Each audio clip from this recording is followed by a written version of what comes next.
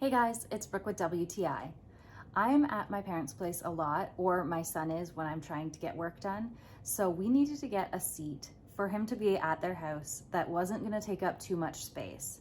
This Bumbo seat has been so perfect. I highly recommend it. One of my favorite parts is that it can grow with him. So he's almost ready to take this little inner part out of the seat, but he can sit right in here. Since he's been about 6 months old, it's been the perfect size for him. One of my favorite features is that it's very sturdy just on its own, but it also has straps to attach it to any chair to make sure that it's going to stay and your baby's not gonna fall. Sometimes we sit him beside us on the bench seat here at my parents' place, but also we've attached him on this stool.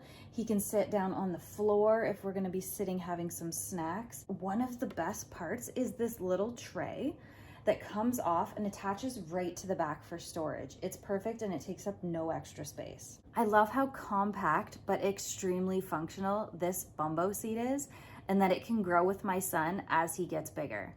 You need this seat if you don't have a lot of space or if you're on the go. And that's my point of view.